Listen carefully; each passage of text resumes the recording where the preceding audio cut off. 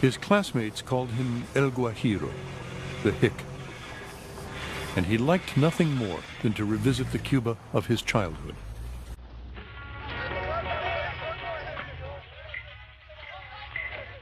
¿Quién es el isleño aquí? ¿Usted es el isleño? Pero que nosotros somos isleños, ¿no? En el otro segundo de vigilita.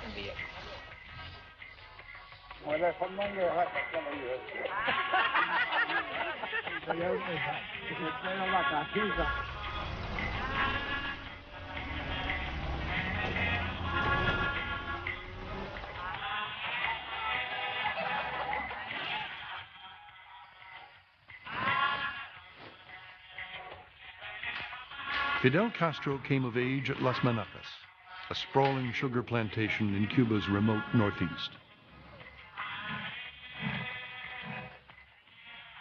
His father, Angel, a former Spanish soldier, had come to Cuba at the turn of the century to fight in the Spanish-American War, and made his fortune growing sugarcane for the U.S.-owned United Fruit Company, the dominant economic and social force in the region at the time. There is definitely a lot of history encoded in that childhood of Fidel Castro's. He was the outsider. He was born illegitimately. His father had been married to a school teacher. Then he took up with a family maid who was Fidel's mother, and they were only married when the children were sent to Catholic schools. Fidel very seldom spoke about this, never directly. Fidel's mother, Lina Ruz, was a poor but ambitious country girl. Once described of hers truly meant what he said.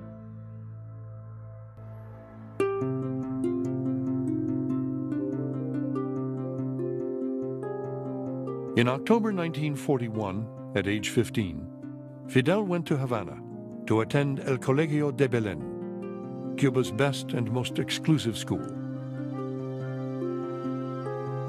His rural upbringing clashed with that of his schoolmates, raised in the cultured and literate homes of Cuba's upper class.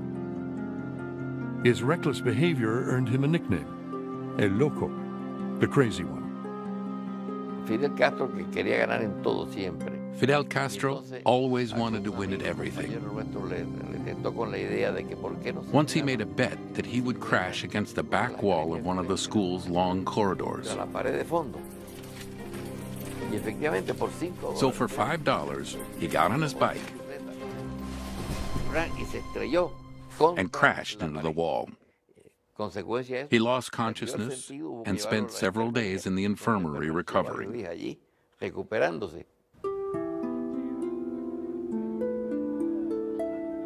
It was at Belén, under the guidance of Spanish Jesuit priests, that the young Castro began to form his worldview.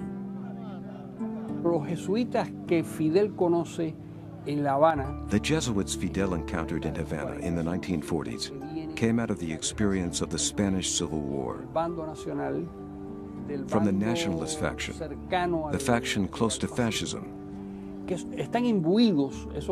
and they were steeped in the idea of the superiority of the Hispanic Catholic world over the materialistic, corrupt Anglo-Saxon world. Fidel impressed his teachers with his athletic abilities, photographic memory, and enormous tenacity. They singled him out as someone who would, no doubt, fill the book of his life with brilliant pages. When he entered the University of Havana in 1945, he set out to fulfill that promise. One night we were studying, and we decided to take a break and went to have a café con leche at a nearby cafe. And we started talking about the future. And I said, I'd like to travel and have a lot of friends, which was the truth. And another guy said, I want to be a poet. Another wanted to be a lawyer. Then I turned to Fidel and said, Guajiro, what do you want? And he said, I want glory and fame.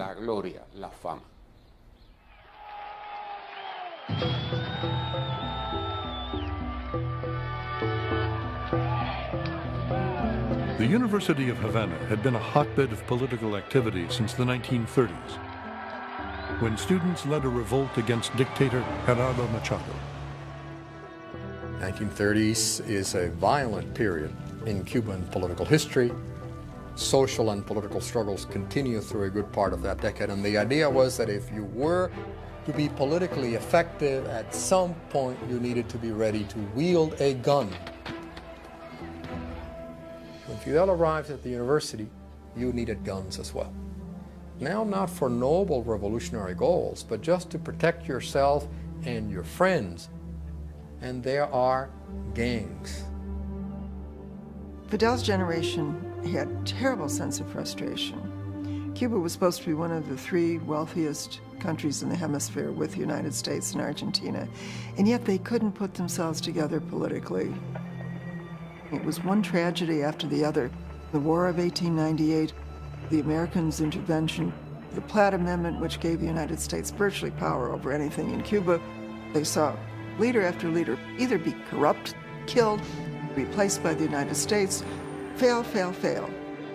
While he was a student at the University of Havana, Fidel came under the influence of nationalist Cuban professors, began to study Cuban history very seriously. He concluded that Cuba had not been in control of its own history, and he blamed the United States. Fidel jumped into the fray. He helped organize strikes and demonstrations, ran for student president, joined a gang. He was a combination of genius and juvenile delinquent, one fellow student recalled. He would show signs of brilliance and then behave like a hoodlum. He was implicated in the fatal shooting of a rival student leader, but charges were never filed. He was identified by a witness in connection with the murder of a university police sergeant, but the witness recanted his testimony.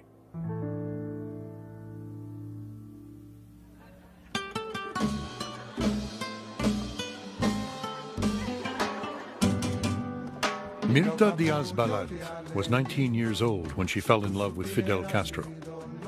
She was a philosophy student at the University of Havana and a member of a prominent Cuban family. I introduced them and told her, you know, he's crazy. He's paranoid and a psychopath who would just as soon throw you off the 10th floor as buy you a mink coat. And she said, I know, but I am in love. And I replied, well then, marry him. She was the one who was in love, not I.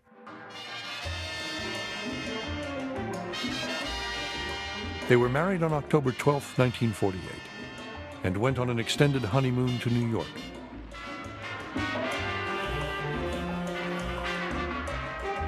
For the first time, I tried T-bone steak, smoked salmon, and other things that a young man with a big appetite enjoyed a lot, Fidel later recalled. With his father's money, he bought a white Lincoln Continental, took an apartment in the Bronx, and tried to teach himself English by learning 200 words a day.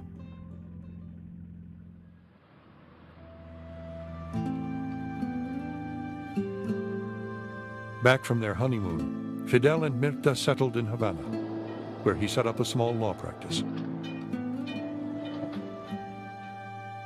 Mirta gave birth to a son, Fidel Castro Diaz-Balart, Fidelito. But Castro was seldom home, and there was never enough money.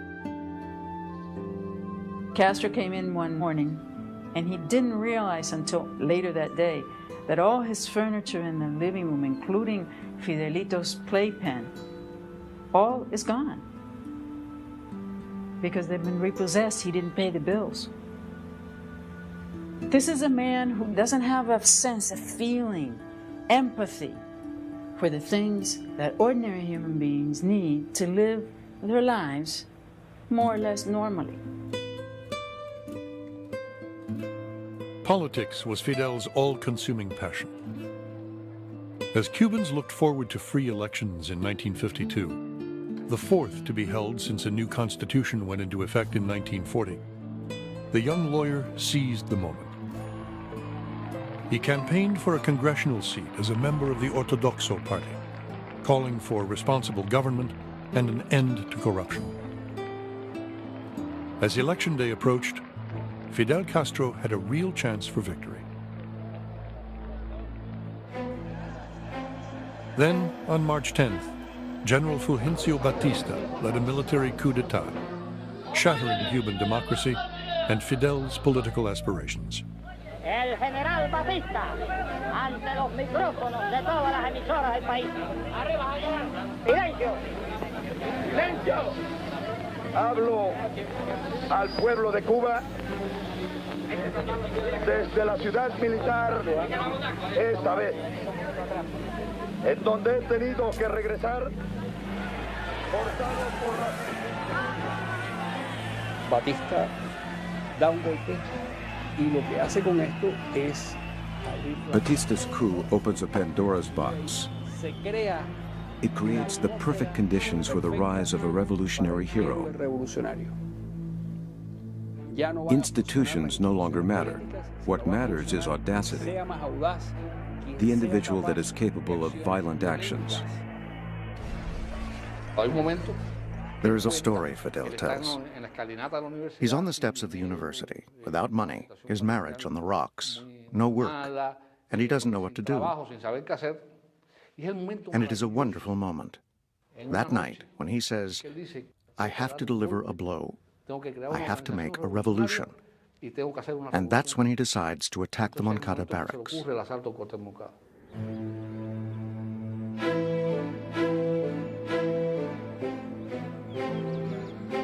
On July 26, 1953, Fidel Castro, hoping to incite a rebellion, led 129 men and 2 women in a daring assault against the Moncada army barracks in Santiago de Cuba.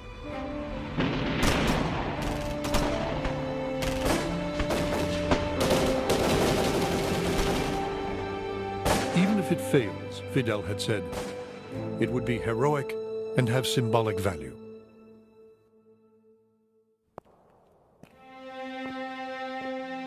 It was a massacre. 8 attackers were killed, 12 wounded. More than 60 were taken prisoner, tortured, and then executed. Fidel Castro was captured 7 days later, his life spared through the intervention of Santiago's Catholic Archbishop. In the days following the assault, Fulgencio Batista called for 10 men to be killed for every one of his soldiers dead at Moncada. Published photographs of the mutilated bodies of Cuba's youth repulsed the nation and made a hero of the man who had led the daring assault. The repression by the Batista forces was so harsh. There were so many young men, mostly young men, who were killed and who were savagely repressed, that it was a wake-up call for the Cuban people.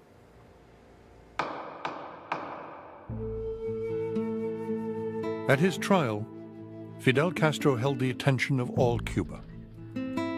Arguing in his own defense, the young lawyer spoke the words that would become legend. "Condemn me," he said. "It does not matter. History will absolve me." Fidel and his younger brother Raúl were sentenced to 15 years and sent to the Isle of Pines prison.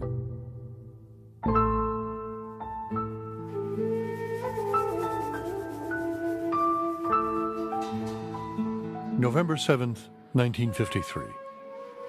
Dear Nati, if you have suffered because of me, remember that I would gladly give my life for your honor and your happiness. Fidel Castro had fallen in love with Natalia Revuelta, the beautiful wife of a prominent Cuban doctor. The relationship between my mother and Fidel began in the early 1950s. They met in the days before Moncada. And then he's sent to jail. From prison, there began an exchange of correspondence that in time became deeper, more passionate.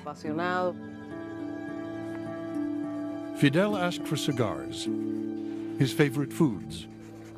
Mostly, he asked for books. He read the works of Cuba's patriot, José Martí, Dostoevsky, Rousseau, Marx, and Lenin.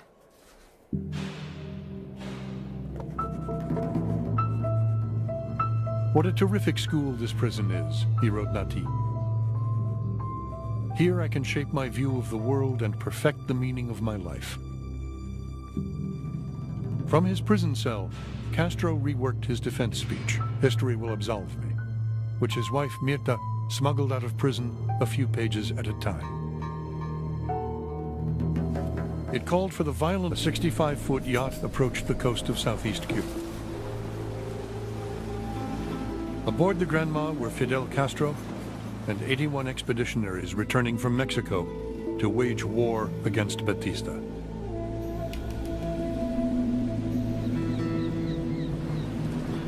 But the Granma had been spotted, and by the time Castro's men landed, Batista's army was waiting.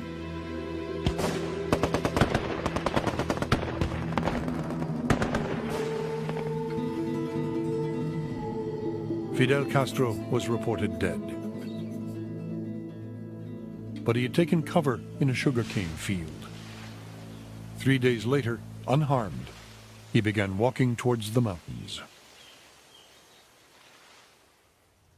Batista makes a huge strategic blunder. You push landings back to the sea, but Batista pushes Castro toward the Sierra Maestra.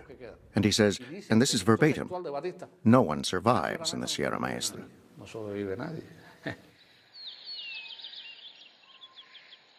18 men vanished into the forbidding Sierra Maestra mountain range, including Fidel, Raul, and an Argentinian doctor named Ernesto Guevara, known as Che. 3 months later, the rebels reappeared on the front page of the New York Times. In a series of 3 articles, Herbert Matthews, a seasoned war correspondent, launched the legend of Fidel Castro.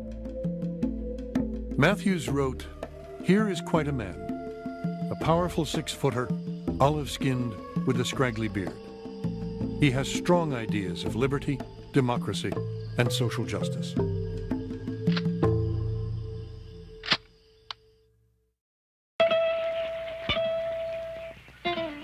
This is the Sierra Maestra, 200 miles of jungle. Following in Matthews' footsteps, a CBS documentary crew made its own pilgrimage.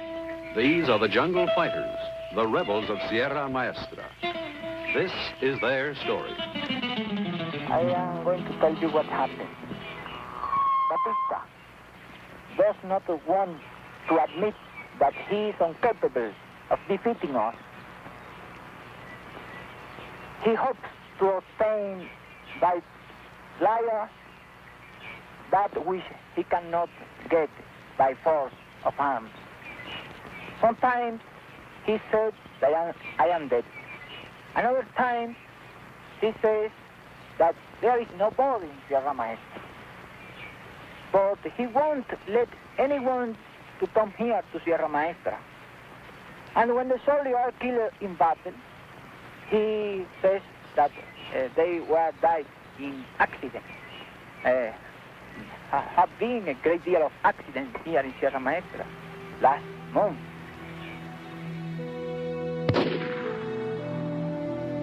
Fidel played up his war for an American television audience. But a much larger war was being waged in Cuba's cities. In Havana, the Student Revolutionary Directorate stormed the presidential palace in March 1957 in a desperate attempt to assassinate Batista. Their leader, José Antonio Echeverría, was gunned down.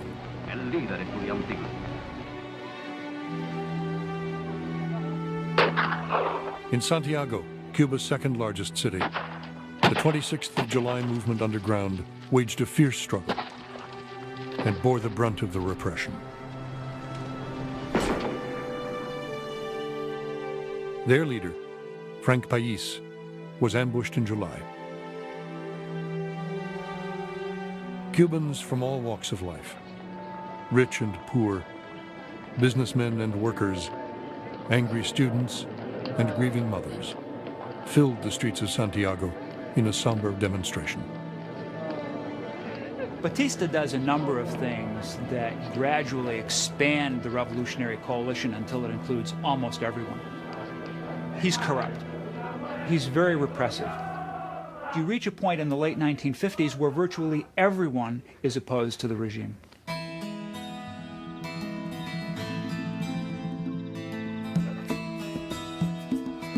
High up in the mountains of the Sierra Maestra, Fidel Castro was fast becoming the symbol of resistance against Batista.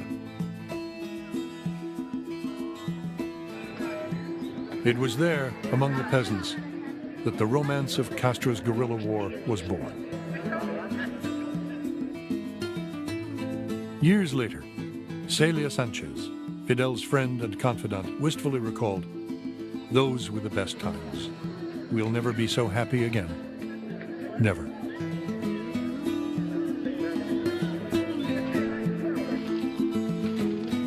Members of the urban underground and opposition party leaders climbed the mountains to meet with Fidel and work out the details of a future coalition government.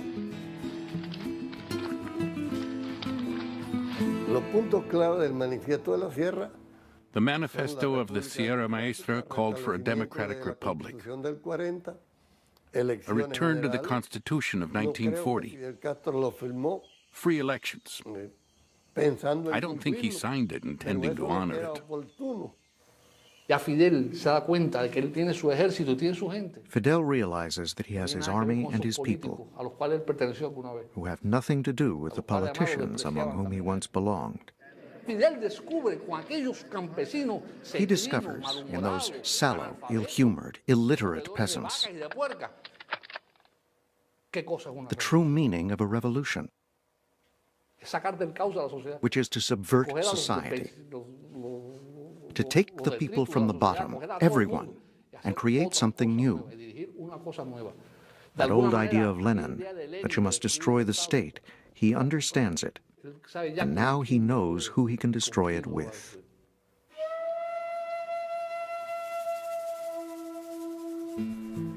The handful of guerrillas who had survived the disaster of the Granma grew into a rebel army. Fidel commanded with an iron hand. People began to notice that Fidel demanded obedience, that he was not very likely to consult, that he wanted to take decisions on his own and wanted others simply to comply.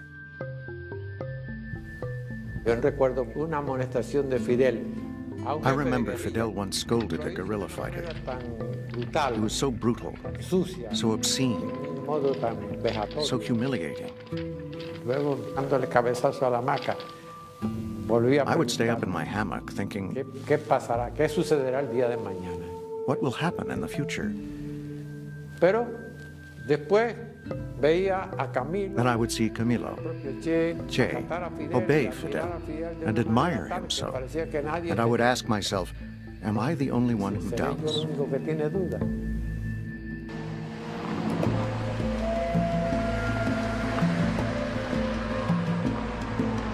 In the summer of 1958, Batista decided once and for all to get rid of Fidel Castro, deploying 10,000 soldiers against 300 rebels. Within 30 days, they had encircled Fidel's forces, but they were now deep in rebel territory and vulnerable to attack. Fidel's strategy was simple. Like ping pong, he said, you hit them where they least expect it.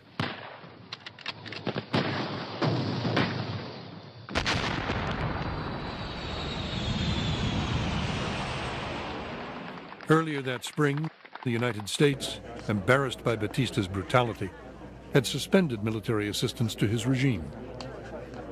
It created the perception that, one, the Cuban army could no longer effectively fight the guerrilla movement up in the hills, And secondly, from a political perspective, it sent a signal that the United States no longer supported Batista. But Castro, who since his days at the university had resented the American presence in Cuba, found the gesture to be meaningless. Once this struggle is finished, I'll begin the real struggle of my life, he wrote Celia in June of 1958. The fight I will wage against the United States. I believe that is my true destiny.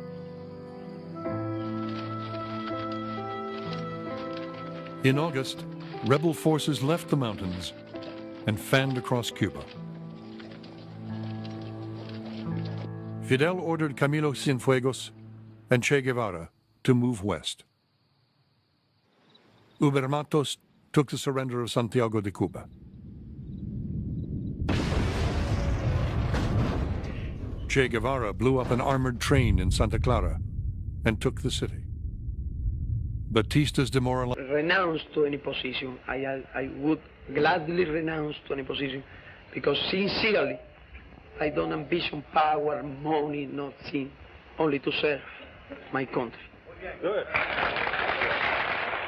In keeping with the manifesto of the Sierra Maestra, an interim government that included all opposition groups assumed power. Elections were scheduled to take place in 18 months.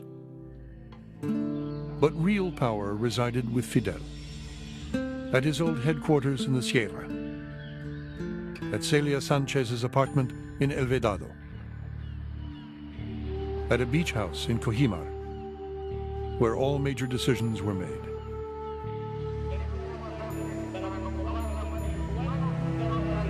One of the first acts of the revolutionary government was retribution. In less than 3 months, more than 500 Batistianos were publicly tried and executed.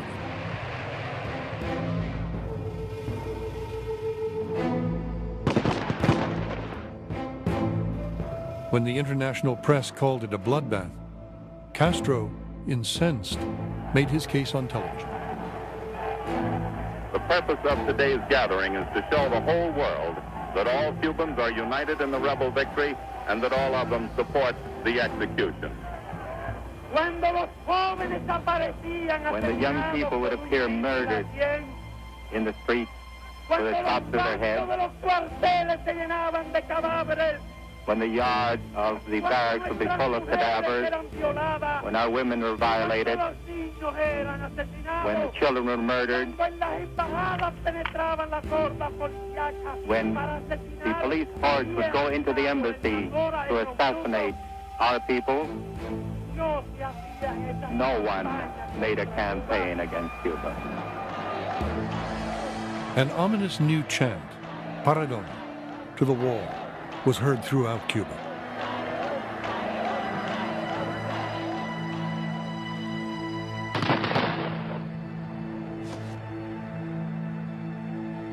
Fidel Castro's role as Cuba's leader became official on February 16th, the day he was appointed prime minister.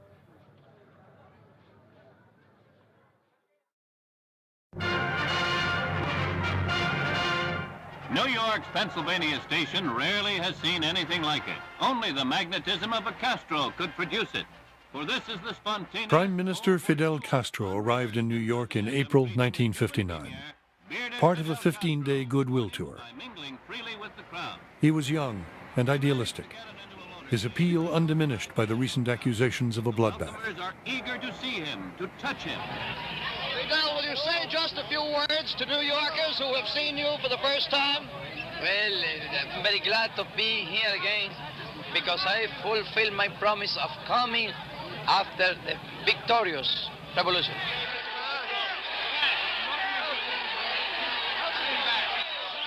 He's a movie star, the James Dean of international politics. He's viewed as a savior, leading a revolution to improve people's lives and to show that the people of Latin America can be in control of their own destiny. Now, Dr. Castro, however, there was some concern that he might be a communist. And so on Meet the Press, he is asked, Senator Smathers of Florida says that you have many communists in your government. Is that so? And because Senator Masser said it ought to be true, I don't think that. And then he's asked, well, what about your brother? An American magazine published here this week says that your brother is a communist and his wife also. And do you believe that? How U.S. is going to know that better than myself, that is my brother and my sister-in-law. I can't tell that they are not communists. He denied, and he knew that this was not true. He denied the role that communists in his inner circle had played. In Washington, U.S. officials stood ready to offer Castro economic aid. Did you ask for any economic assistance? Not. What happened is that here you in the United States are accustomed to see government coming for money. Not. I came for good relations, for good understanding, for good economical relations. Vice President Richard Nixon urged the Cuban Prime Minister to hold elections as soon as possible. The people do not want elections, Castro informed him. In the past, they produced bad government. Nixon's conclusion was that he's probably not a communist, but he is going to be, the phrase was roughly, a man to be reckoned with in this hemisphere. And we have to be very careful.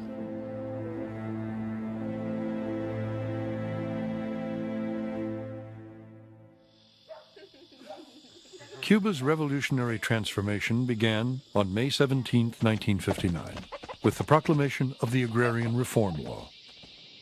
Las Manacas, the Castro family farm, was the first landholding to be confiscated. Fidel's mother, Lina, was furious and would never forgive her son.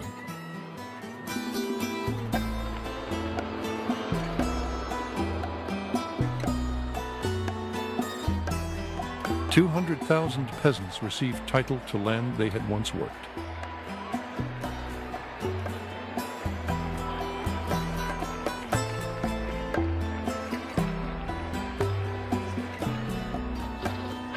On July 26th, the anniversary of Moncada, they descended on Havana to celebrate.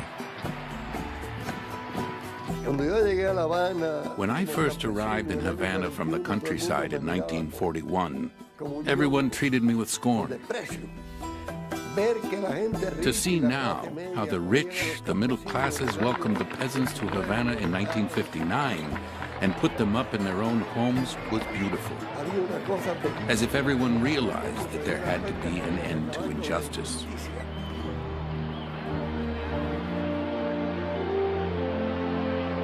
As Castro surveyed the crowd of 1 million gathered on that day, he compared Cuba's new government to ancient Athens.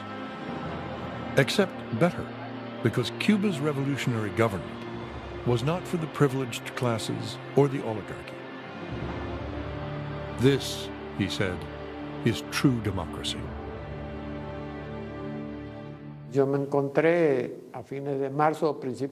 As early as March, I found some pro-Marxist propaganda in a magazine distributed to the rebel army. 1, 2, 3 articles. And we saw Guevara and Raúl meeting with Communist Party leaders. So observing all that, I began to think there's a second plan being put in place here. Comandante Uber Matos had noted that the Cuban communists were an unexpected and influential new force in the revolution. "Fidel, you are destroying your own work," Matos wrote, resigning his command. Fidel called the rebel comandante disloyal, ungrateful, a traitor, and had him arrested. This is a critical moment, a defining moment in which the radicals say, this is the direction we're going, and even people who fought with us cannot say no. Matos's fate seemed a foregone conclusion. Raúl Castro wanted him executed. Che Guevara agreed, then changed his mind. I said, Fidel, didn't you say that this revolution wouldn't be like Saturn, who devoured his own children? And Fidel responded, no, we're not going to execute him. We don't want to create a martyr. Matos was sentenced to 20 years in prison. Many moderates in Castro's government resigned in protest or were dismissed. Some left for the United States. Others joined an opposition movement beginning to take shape in Cuba.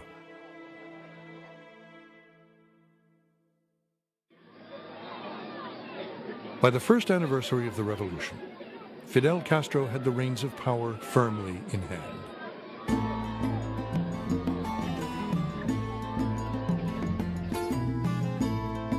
His brother Raúl was Minister of Defense. His friend Che Guevara headed the central bank. An obscure lawyer, Osvaldo Dorticos, was president. For most Cubans, it had been a good year. The price of public services dropped.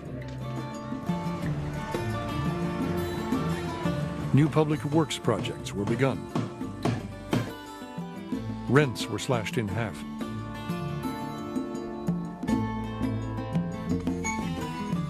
And students would soon be sent into the mountains to teach peasants to read and write. My generation fell in love with that revolution. Popular education, access to health, social justice. And he was so appealing politically, had such an interesting way of expressing ideas.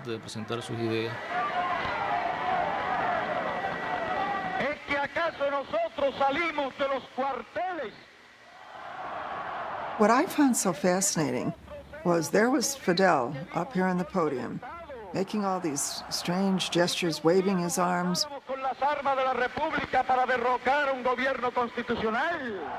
There out there are 200,000 plus Cubans for 7-8 hours, while Fidel is up here directing them and enchanting them, weaving a spell over them. Perhaps his most important accomplishment was understanding the Cuban people where they were and challenging them to do great things. And the Cuban people, at that time, a majority of them responded. They turned their goodwill, their faith, and their judgment over to Fidel Castro. And that was a huge political capital, a political capital that allowed him to, in fact, centralize power.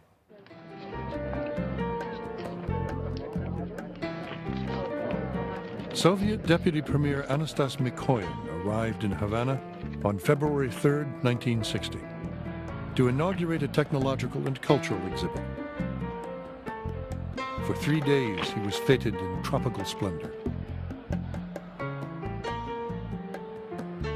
For the Soviets, it was a foray into a world filled with opportunity. For Americans, it was the beginning of a Cold War nightmare. Our fear was twofold. Number one, that the Soviets might somehow use Cuba in such a way as to threaten U.S. security. Number two, that Castro's revolution would strengthen the Soviet hand in Latin America. Cuba, 90 miles away from Florida, is an aircraft carrier for the Soviets. It is something that they'd never had before. It is a place from which they can project power. That island of Cuba was the offshore base that the Soviet Union had always wanted to have next to the United States. Crisis in Cuba. Anti-Castro leaflets are scattered over the city by a plane based in the United States and reportedly flown by Castro's former Air Force chief. The United States gets much of the blame for the rising... For some time now, relations between the United States and Cuba had deteriorated, as Castro fanned the flames of Cuban nationalism, playing up a history of American domination.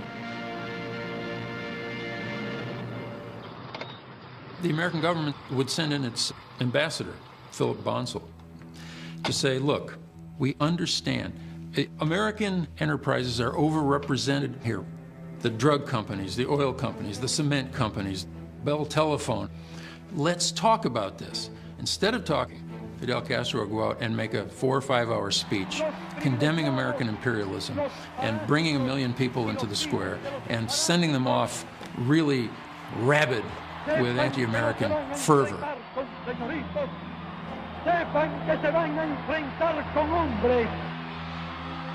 At some point in February, March of 1959, Fidel Castro had come to the decision that there could not be a revolution in Cuba, that he could not build the Cuba that he wanted unless he extirpated the United States from Cuba.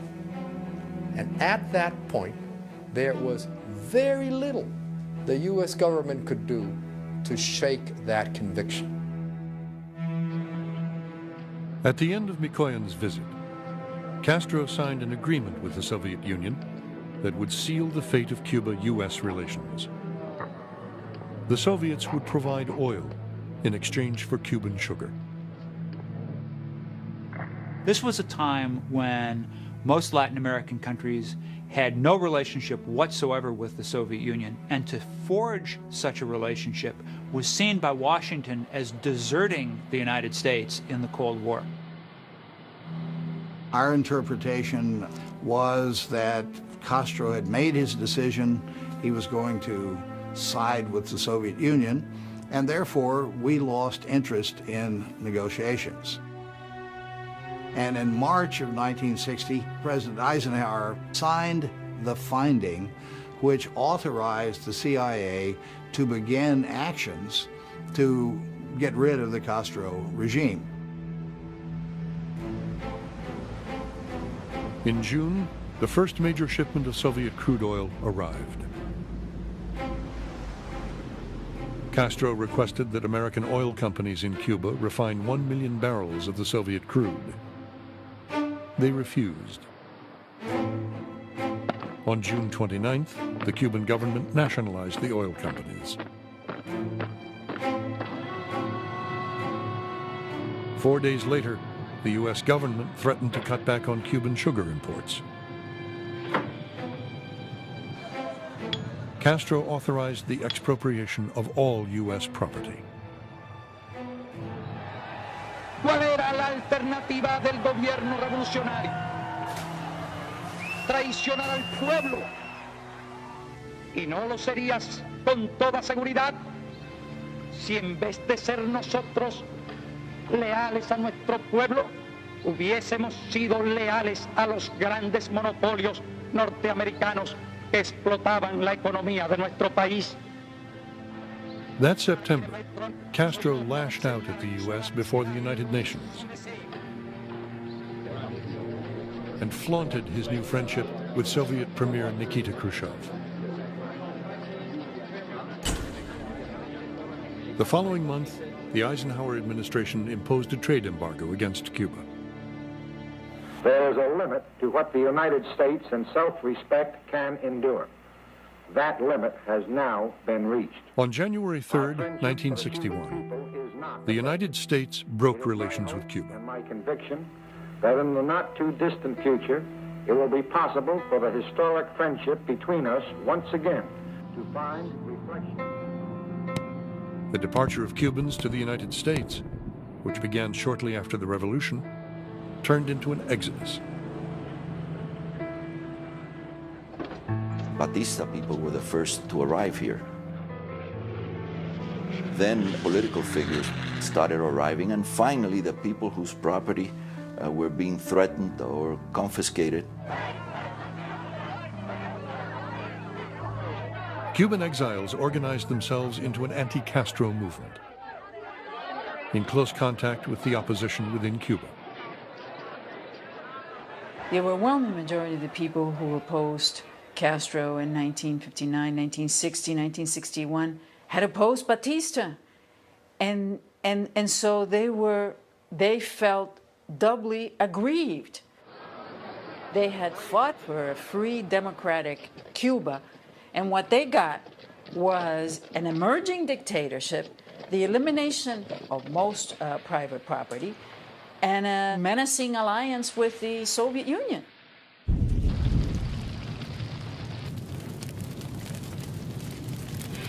An urban underground as powerful as the resistance against Batista now fought against Castro. Almost nightly, stores were bombed,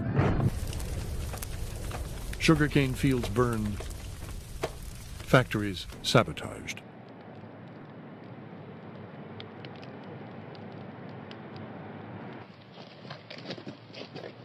And in the Escambray Mountains, in the center of Cuba, an insurrection had taken hold. This was a largely, although not exclusively, peasant rebellion against the Cuban Revolution. The Cuban government in the 60s had mobilized 4 times between 50 and 100,000 milicianos to fight the rebels, to clean, to sweep the Escambray. The area became so dangerous for the government that they forcibly transferred thousands of peasant families out of the Escambray and relocated them in different parts of Cuba.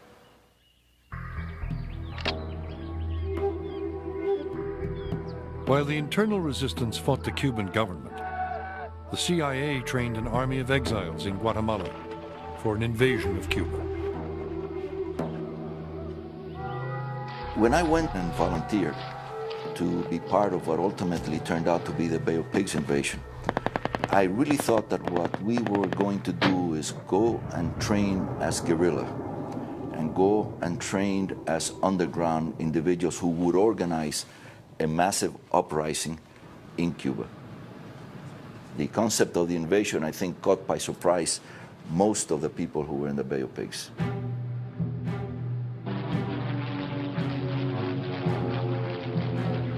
President John F. Kennedy launched the U.S.-backed invasion of Cuba on April 15, 1961, when he authorized B-26 planes to bomb Cuba's major airports, destroying most, but not all, of Castro's Air Force. In the bombardment, there's a boy who is mortally wounded, and then he dips his finger in his own gut and writes with his blood on a door, Fidel. They take the fragment of that door to Fidel, who is deeply moved by this 16-year-old boy, who in his final moment of agony demonstrated his devotion with his blood.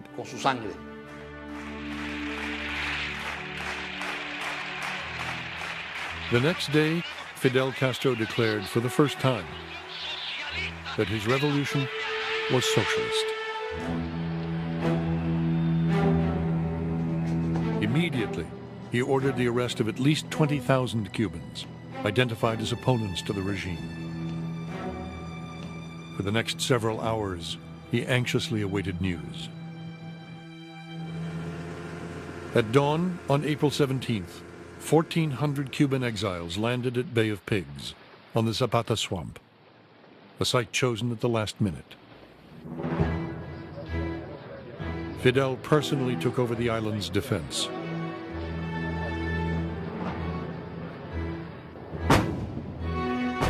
Surrounded by the Cuban army, pounded from the ground and from the air, the exiles stood no chance.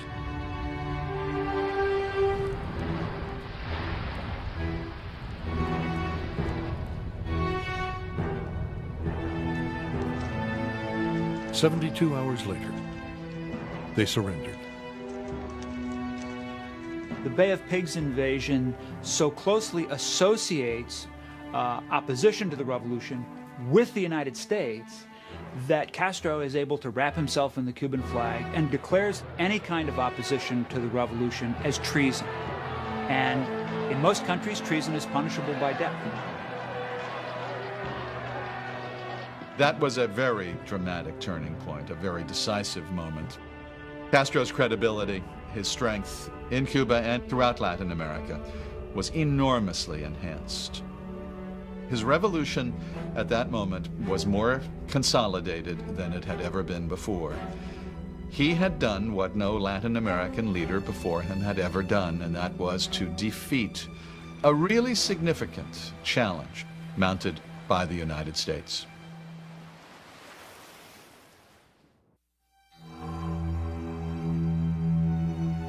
In November 1961, 7 months after the failure of the Bay of Pigs, President John Kennedy put his brother, Robert, in charge of a covert operation to get rid of Fidel Castro. Determined to avenge the president's humiliation on the beaches of Cuba, the Attorney General would stop at nothing. He engaged hundreds of CIA operatives in economic sabotage and infiltration missions.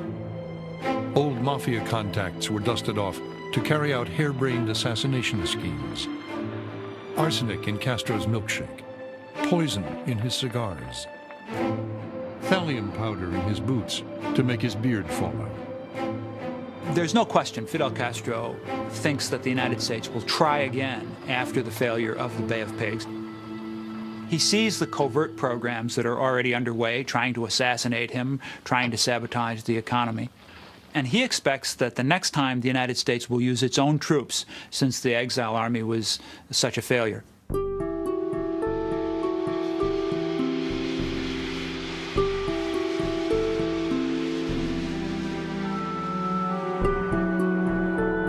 On October 14th, photographs by U-2 spy planes revealed that the Soviets were constructing ballistic missile sites in Cuba to house missiles that could reach the United States.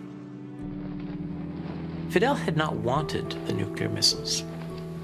The Cuban request was for tanks, surface-to-air missiles, and for perhaps some Soviet soldiers. But once Fidel got them, he saw their value, and he loved the fact that they scared the gringos.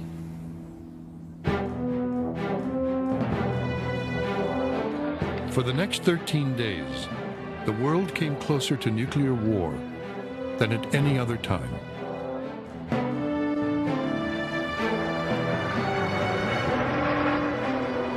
The missiles intended to protect Cuba had only further endangered it, as the island now faced the imminent threat of a U.S. invasion.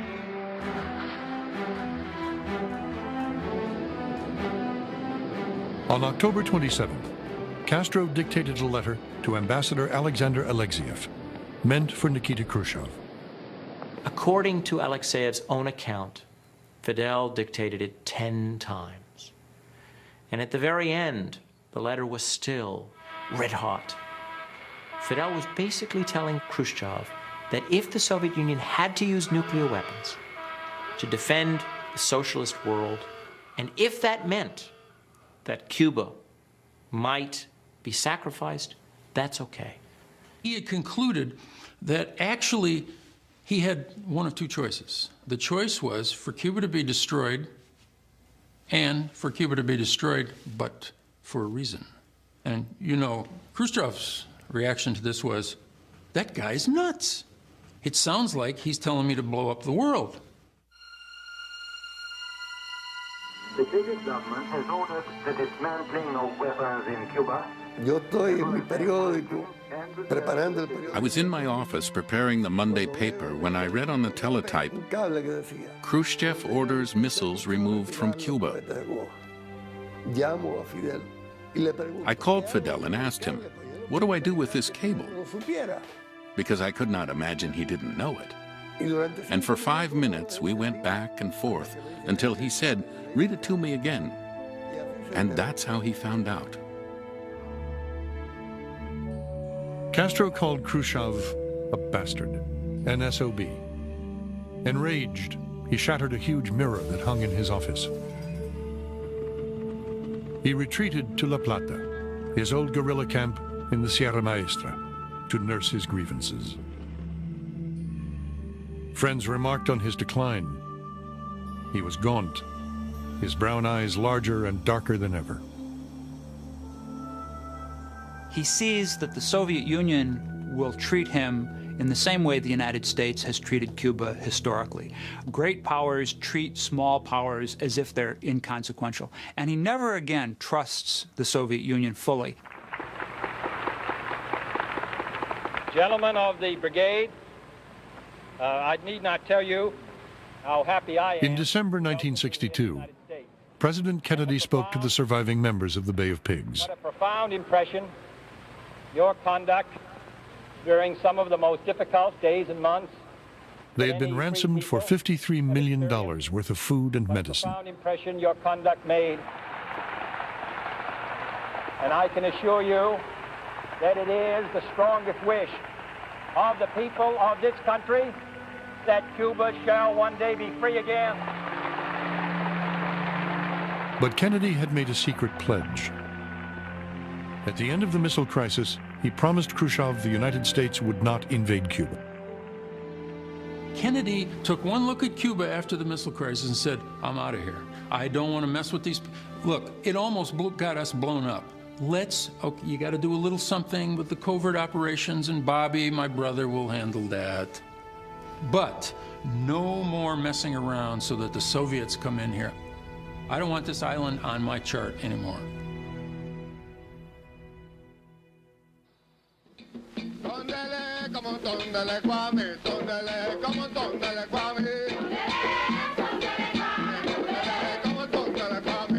In the 1960s, Cuba was a mecca for a young generation committed to transforming the world.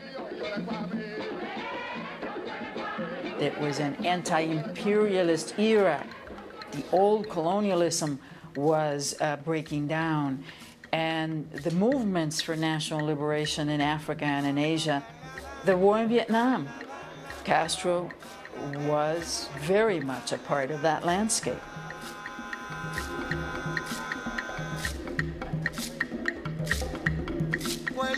There was a very, very real sense that this was the revolutionary capital of the world. There were many, many Americans, Europeans, and others there who were madly in love with Fidel Castro.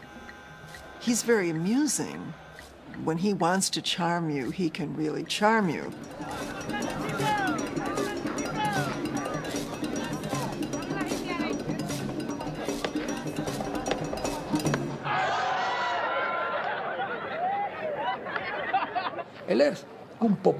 He was a populist.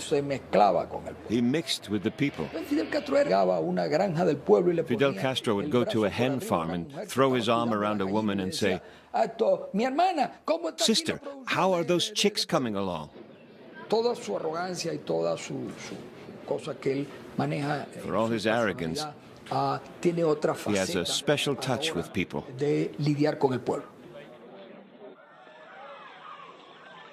Women loved Fidel. Women were just crazy about him, and after the revolution particularly, they just swarmed all over him. Fidel never wanted any information about his ladies, his women in his life, because with any charismatic leader, that dilutes the effectiveness. He has to remain mythical, he has to remain distant.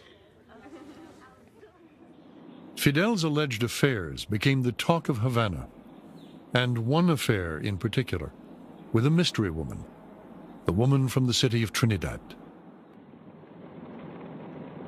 He meets Dahlia in 1961 in the literacy campaign. He felt pretty hard for her and took her places. In 64, 65. And he's been living with her ever since. He married her in 1980. It would be years before the world learned that Fidel had a wife, Dahlia Soto del Valle, 5 children, and even grandchildren.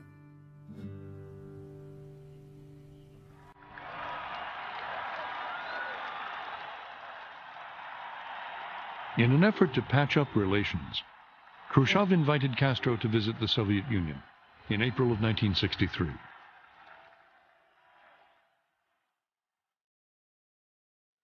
Fidel brought the old guard of the Soviet leadership back to their own youth.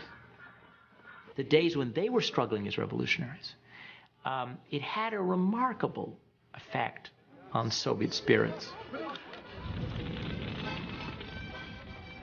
Castro reveled in his popularity and enjoyed privileges normally reserved for the Soviet elite. He even indulged in a bit of daydreaming.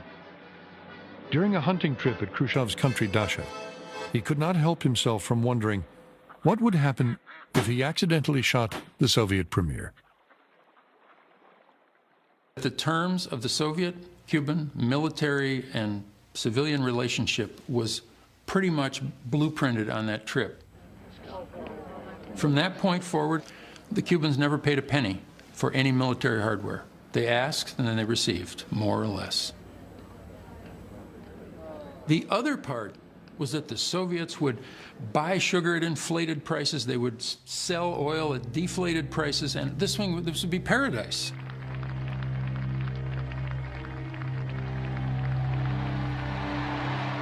In 1966, before an audience of Third World revolutionaries, Fidel Castro reiterated his most unwavering commitment. Así entendemos los revolucionarios cubanos nuestro deber internacionalista. Así entiende nuestro pueblo sus deberes, porque entiende que el enemigo es uno, el mismo que nos ataca a nosotros en nuestras costas y en nuestras tierras, el mismo que ataca a los demás. Y por eso decimos y proclamamos que con combatientes cubanos podrá contar el movimiento revolucionario en cualquier rincón de la tierra. Fidel was engaged in this worldwide movement to really overthrow governments from Zanzibar to Salvador to Nicaragua, all over Central Africa. He helped in Vietnam, in Libya, in Algeria, in Syria. They had training camps for guerrillas all over Cuba and different parts of the world. I don't think anyone has any idea of what a big thing Fidel's adventures and ambitions led him to in the 1960s and even into the 70s. While Castro built a world revolutionary movement, Che Guevara became its most visible advocate. Que han decidido empezar a escribir ellos mismos para siempre su historia, porque esta gran humanidad. Eloquent and idealistic, the dashing Guevara had acquired a reputation and a following second only to Fidel's. There was simply not enough space by the mid-60s for both the gigantic personalities of Fidel Castro and Ernesto Che Guevara in Cuba. And the one that was going to leave was Che. Fidel's relationship with Che is the same as with anyone else. You're useful to him one day and not the next. Che tells Fidel he's in Cuba only to train to go to other countries. And Fidel tells him, if that's what you want.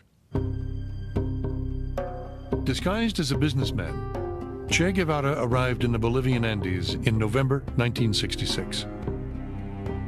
He and a small band of Cubans hoped to ignite a continental revolution, which would transform the Andean mountains into the Sierra Maestra. The American nation cannot, must not.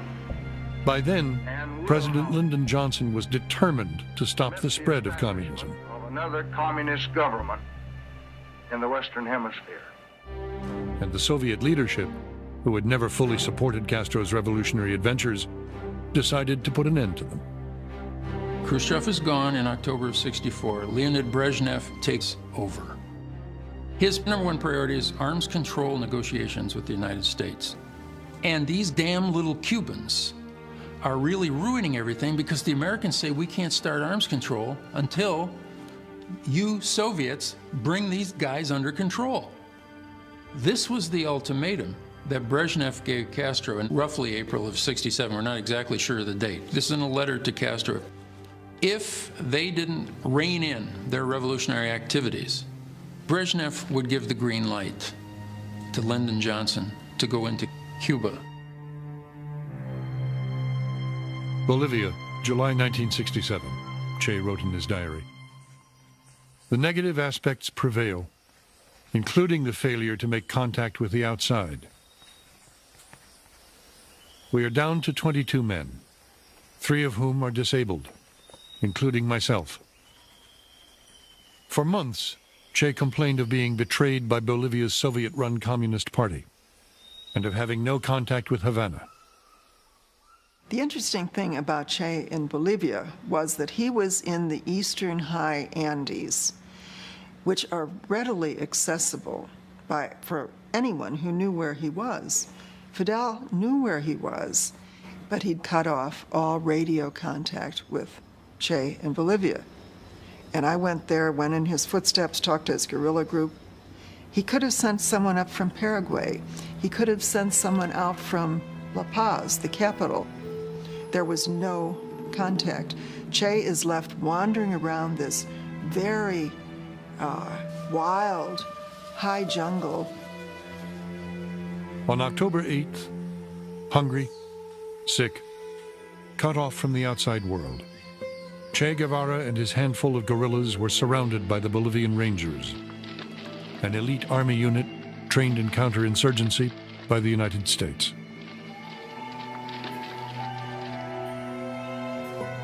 Che was taken prisoner.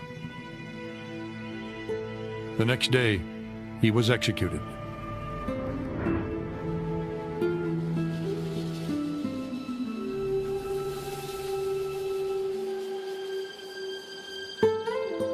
In death, Che Guevara would become an icon of revolution.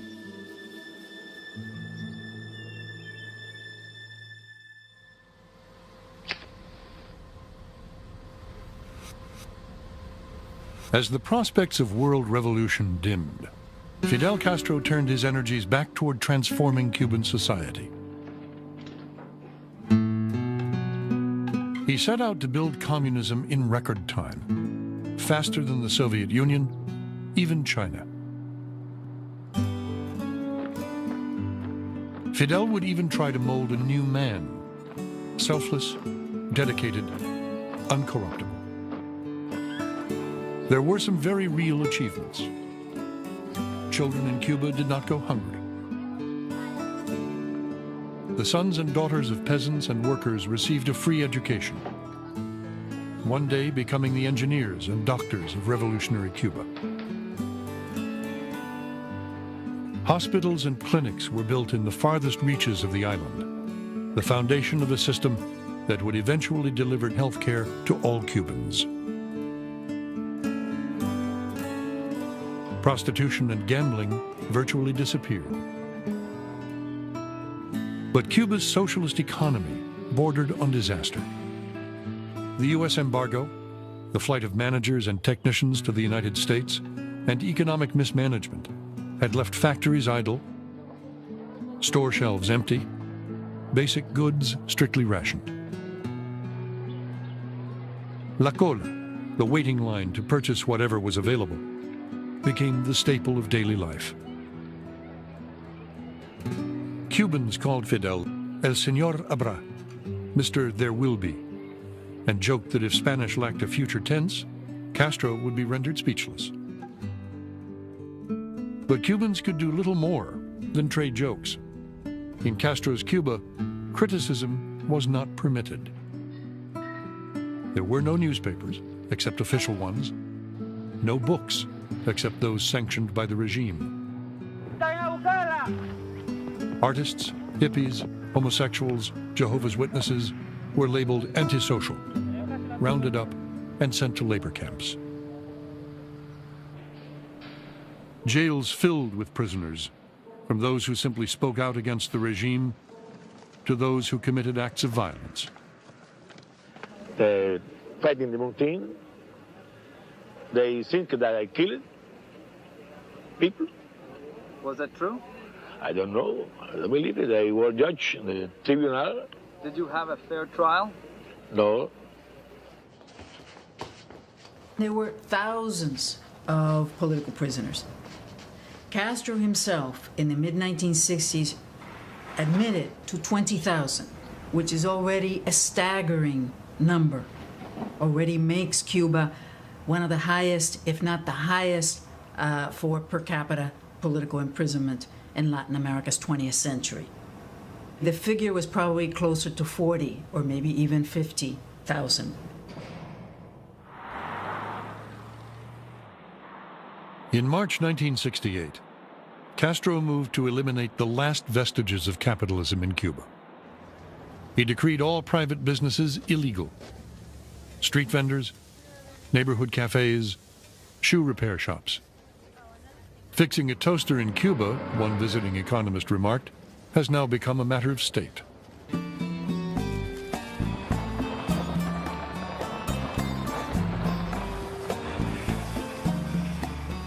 He traveled in the 1960s constantly around the island, checking up on local managers and administrators and trying to solve problems himself firsthand.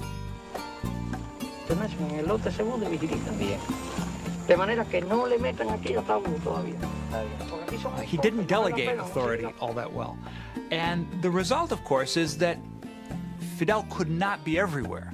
And so consequently, when he wasn't there to make a decision, the decision didn't get made because no one else felt they had the authority to make the decision. Fidel Castro is an enormously self-confident man, and he understands who he is, what he wants to do, where he wants to go, and he believes that he can do it.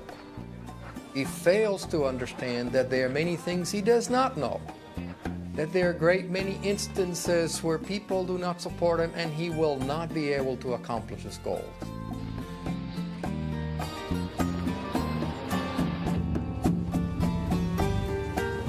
Fidel undertook one scheme after another. Draining the Zapata swamp, planting a circle of dwarf coffee trees around Havana, creating a new breed of cattle. Cuba was going to produce more cheese than Switzerland, more meat than France, more milk. So many things that I think that man believed them, because Fidel Castro believes his own words, and that's the most dangerous thing. As one project faltered, Castro moved on to the next, always looking for the silver bullet. Finally, he turned to sugar, Cuba's traditional crop, and staked his reputation on producing 10 million tons in 1970. Y que aquí se ha dicho que ni una libra menos de los 10 millones. Ese es el problema. Y hay que repetirlo y ratificarlo. Y sería una vergüenza increíble que nosotros nos fuéramos a quedar por debajo de los 10 millones. The idea was, in effect, to double the size of the country's sugar harvest. And it meant turning Cuba upside down.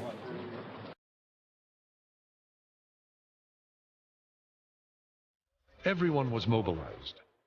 Factory workers, students, housewives. Volunteers came from all over the world. Vietnam, North Korea, the United States.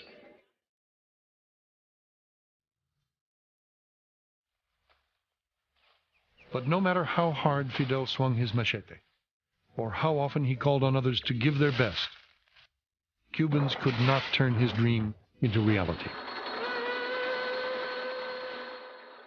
Instead of 10 million, 8.5 million metric tons of sugar were produced in 1970. It was nonetheless the largest sugar harvest in Cuban history, but it was a failure because the goal was not achieved and because Cuban resources were destroyed and because the country, instead of free, powerful, and independent, was in a state of virtual collapse.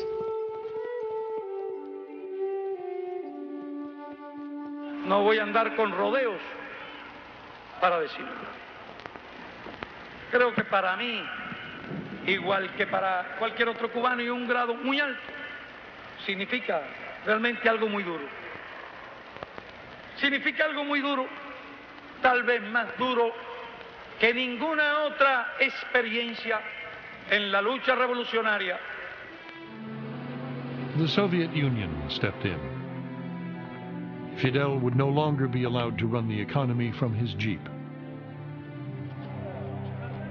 A powerful council of ministers would make all major decisions in concert with the Soviet bloc. 10,000 Soviet advisors would lend a hand. Castro presided over the revolution's essential capitulation to Soviet demands, organizational demands, structural demands, foreign policy demands, and perhaps one of the hardest things for Castro to accept was that he agreed to stop criticizing the Soviet Union in any fashion, direct or veiled criticism. Delighted, Moscow rewarded Cuba with subsidies of up to $6 billion per year.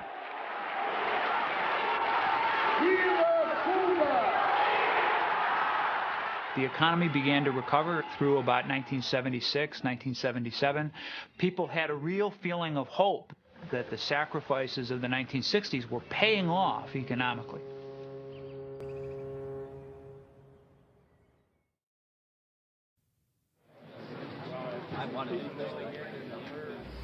We see no virtue in perpetual antagonism between the United States and Cuba.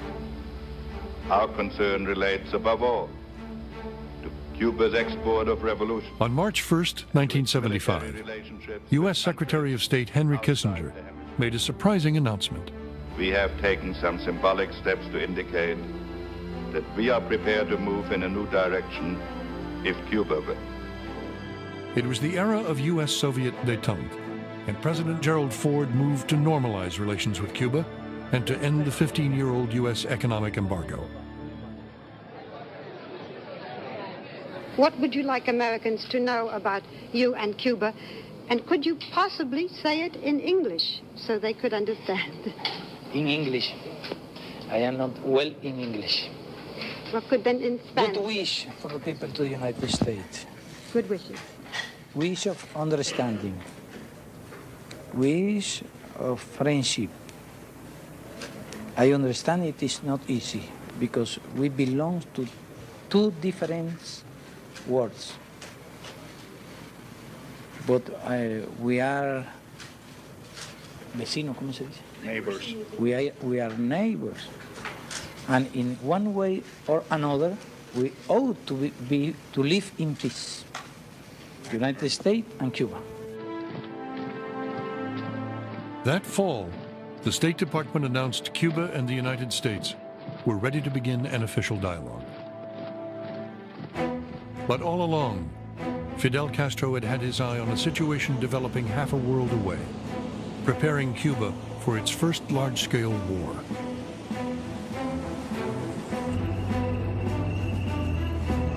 In West Africa, the Portuguese colony of Angola, about to become independent, was fast sliding into civil war. The Marxist Movement for the Liberation of Angola, the MPLA, asked Castro for military assistance to fight against its rivals, backed by South Africa. Fidel Castro faced a tough choice: intervention in Angola or rapprochement with the United States. On November 7th, 3 days before Independence Day, Cuban troops arrived in force. The U.S. government was caught by surprise. The rapprochement or normalization with the United States was derailed.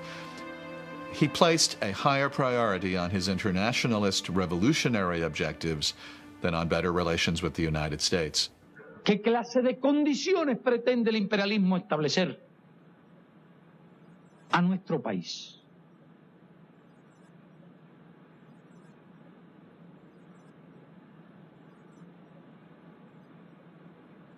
ejercemos nuestra solidaridad con Angola, estamos ayudando a Angola y seguiremos ayudando al pueblo de Angola. By January 1976, there were 15,000 Cuban troops in Angola. Armed and supplied by the Soviet Union, they pushed back the army of South Africa and secured the MPLA in power. The Cuban intervention in Angola identifies Cuba as a country that's willing to take a risk, willing to put its own interests on the line, willing to provoke a confrontation with the United States in support of national liberation in Africa. It boosts Cuba's prestige in the Third World enormously. Castro assumed the role of leader of a major power.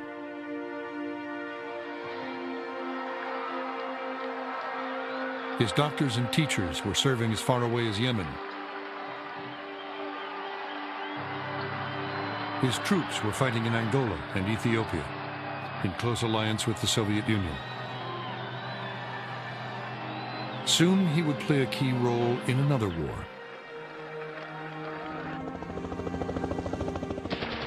The Sandinista insurrection against Anastasio Somoza in Nicaragua.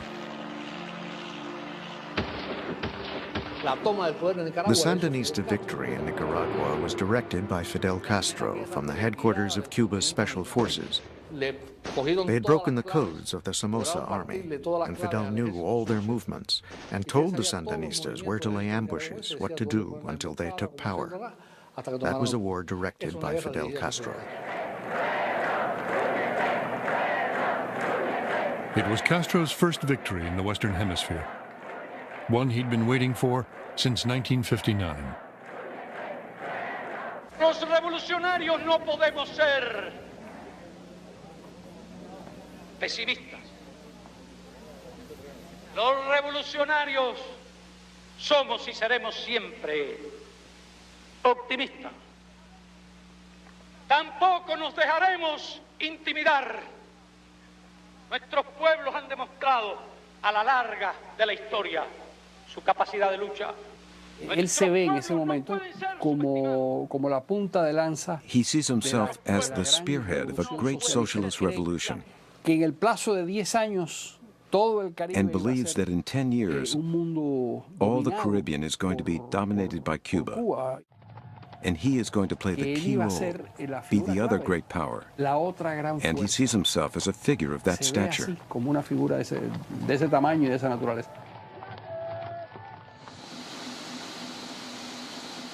In September 1979, Fidel Castro was elected leader of the Movement of Non-Aligned Nations.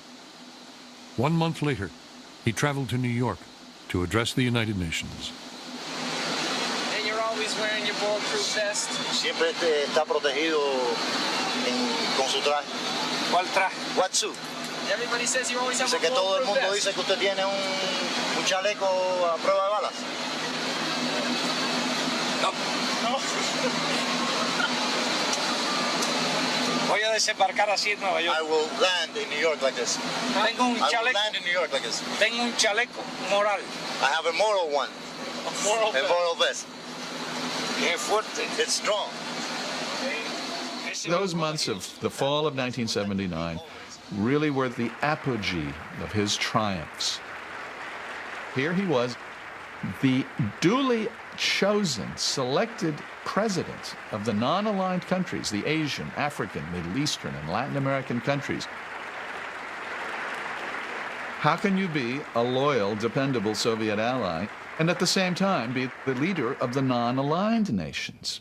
Well, Castro was able to carry out that exquisite, seemingly impossible balancing act until the Soviet invasion of Afghanistan.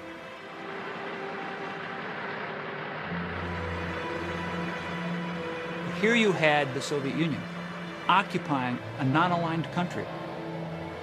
Cuba was caught then between its constituency among the non-aligned and its partnership with the Soviet Union, and it refused to denounce the invasion of Afghanistan and lost extraordinary credibility with the rest of the non-aligned countries.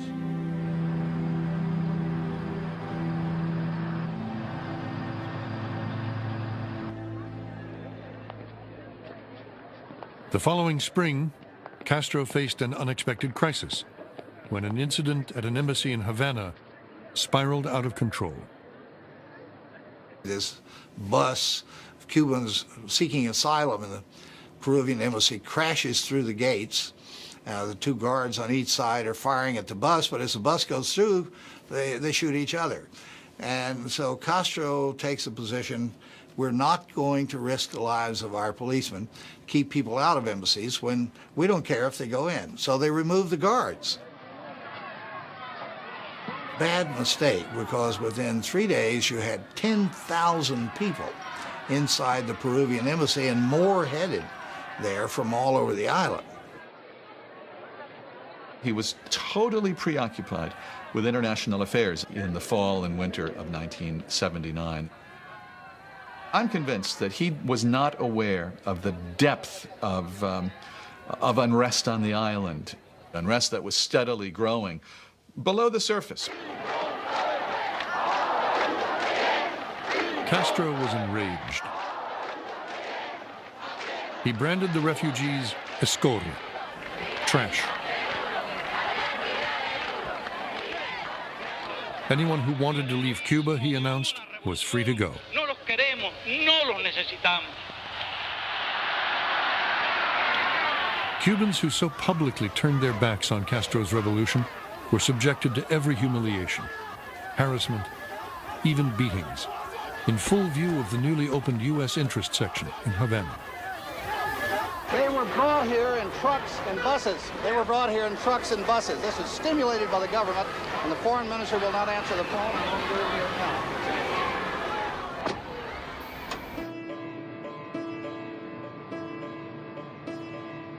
In Miami, the Cuban exiled community organized a massive sea lift, which received the blessing of President Jimmy Carter. We are the most generous nation on earth in receiving the refugees seeking freedom from communist domination and from economic deprivation brought about primarily by Fidel Castro and his government. The flotilla anchored at the port of Mariel, where tens of thousands were waiting. We're taking whatever people, they give us. We got crazy people, we got prisoners, they say political prisoners, we got some criminals. Who knows what kind of people we got here. Castro, one senior U.S. official remarked, is using people like bullets aimed at this country. Castro wanted to inflict the greatest possible pain on the United States. And he wanted perhaps to contaminate, in a sense, the Cuban exile community, because at that time the Cuban exile community was beginning to acquire considerable political influence in the American political process. By September, 125,000 refugees had arrived in Miami. Overwhelmed by the influx, Jimmy Carter put an end to the boat lift.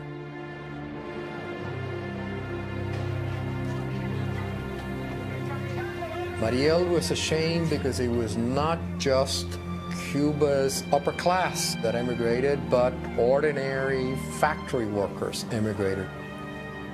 Some of Cuba's leading intellectuals. Many young people who had grown up under the revolution emigrated as well. But Mariel was also ashamed because the regime showed its ugly side to the international community when it deported common criminals to the United States, committing an act of aggression, not just against the imperialist U.S. government, but against the American people.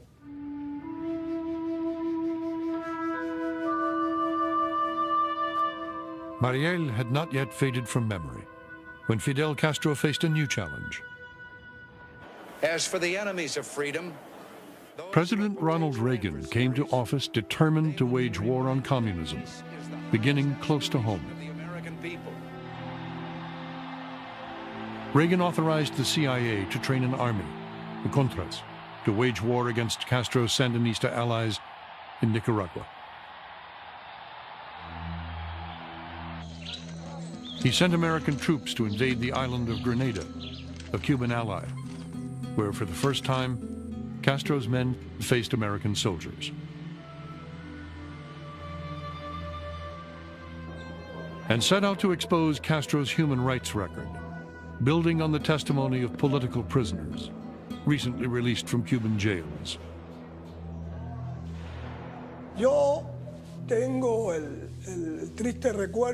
I have the sad memory that 3 of my cellmates were murdered in prison. The first was Roberto Lopez Chavez. He was 16 years old when he was first imprisoned. Another was Pedro Luis Boitel, a student leader Castro hated with all his heart. Boitel went on a hunger strike, and Fidel Castro ordered that his cell door not be opened until he died of thirst. He died of thirst 53 days later.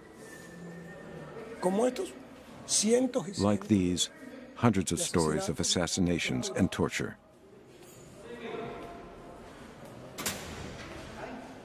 Those prisons were killing machines. People were not only deprived of their liberty, what the government wanted was to eliminate all counter-revolutionaries. La Cabaña, Isla de Pinos, all those stories. Words cannot express all the suffering and anguish, because words pale against the reality behind them.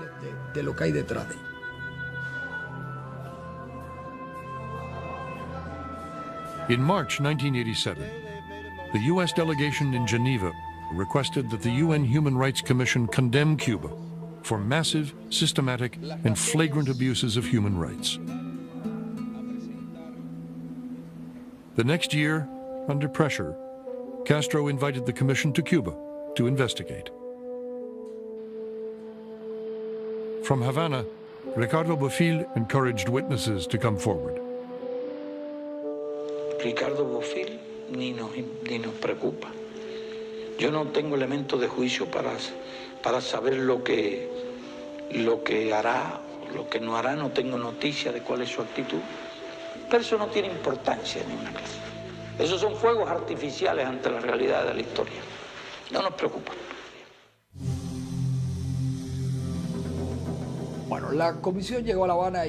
The commission met at the Commodore Hotel in Havana.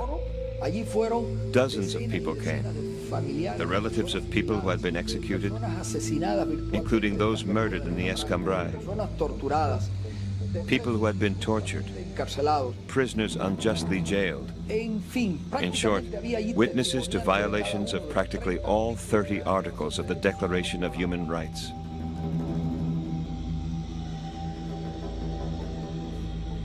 The Commission's findings were documented in a 400-page report and presented in Geneva. It is at that moment when even activists from the political left, when left-wing democratic politicians begin to say to the Cuban government, your violation of the human rights of ordinary Cubans is wrong and unacceptable even by the standards of the international left, that the Cuban government finds itself cornered, humiliated, and for the first time understands that it is losing allies everywhere.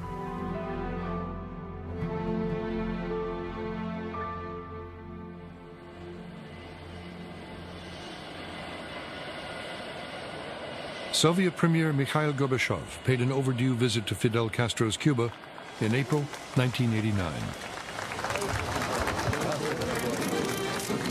For 4 years now, Gorbachev had pushed economic and political reform in the Soviet Union. And expectations in Cuba had been running high. There was almost euphoria that Cuba would follow the steps which they had been doing for several decades of the Soviet Union in opening up. And the people I was talking to in the Cuban Communist Party were very, very enthusiastic that Cuba would open up just as the Soviet Union had opened up. But by the time of Gorbachev's visit, those who expected Fidel to embrace perestroika and glasnost were bitterly disappointed.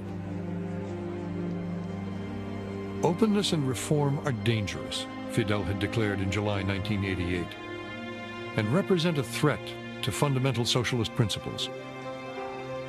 Fidel Castro believes the United States is going to have an economic crisis and is going to collapse, and that everyone will see he is the one who is right, and that Cuba is going to remain a breeding ground of revolution. That is, Cuba is going to be the Jurassic Park of communism. But it was the Soviet Union that collapsed in 1991.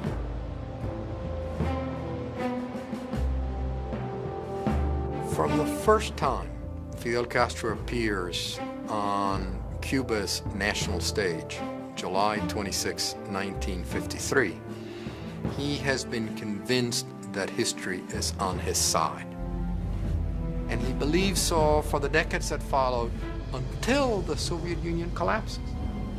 All of a sudden, he knew that his world had come to an end. The collapse of the Soviet Union was a blow. He aged at that moment. In fact, he said, "We never thought the sun would stop shining," and it did. Y que tengamos siempre una patria digna, una patria independiente, y no una colonia yanqui. Hay que salvar la patria. Hay que salvar la revolución. Hay que salvar el socialismo. Socialismo, muerte. Fidel was telling Cubans to preserve the revolution and to preserve socialism. They had to tighten their belts and replace cars with oxen and go back to the Stone Ages and live in caves if necessary. He said that, actually. I'm not making this up. So the stuff you saw like on the streets and everywhere, amazing, crazy.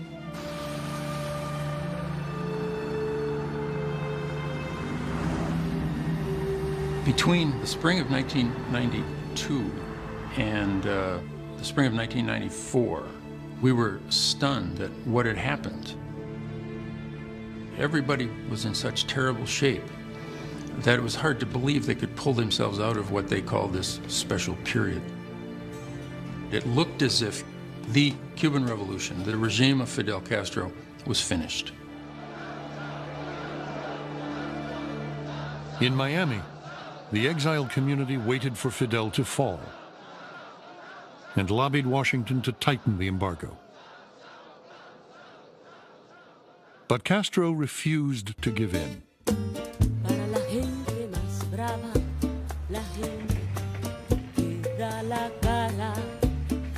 He exported discontent by making it legal for anyone to leave Cuba, unleashing a new exodus.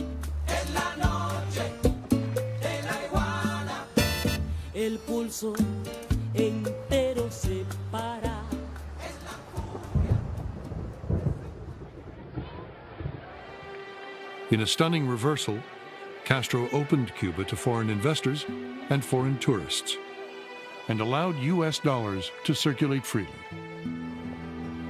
The economy improved, but prostitution, corruption, and speculation flourished. There was a great chasm between the promise of the revolution and its results. Fidel was always a man of promises. He wooed the people with promises. The end result was a dictatorship, pure and simple. Each day more stripped of the attributes that once made it attractive.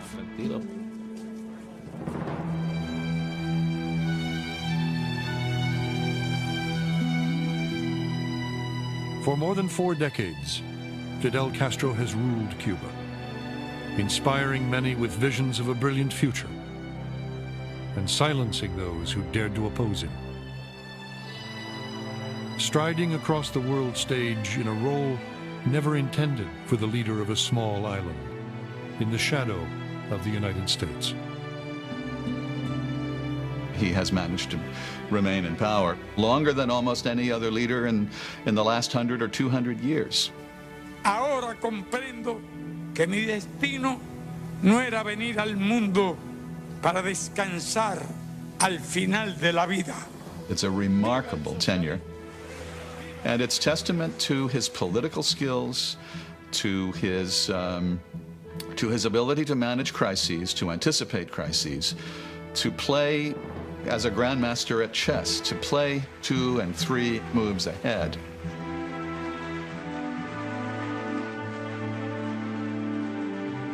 Castro plays David to our Goliath masterfully. Wherever Castro goes, he is applauded, not because people want to adopt the Cuban system, no, because he has defied the United States and survived.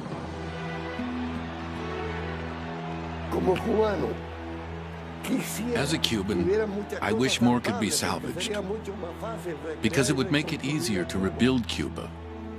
Cuba was a nation with a history, a culture, and an economy that needed reform, but not the madness of more than 4 decades.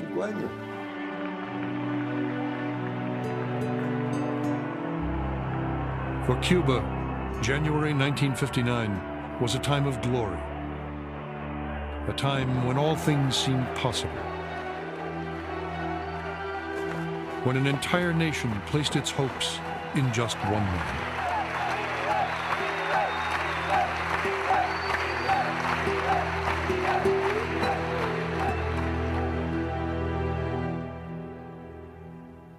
There's more about Castro and Cuba at American Experience Online. See a timeline of Cuban history.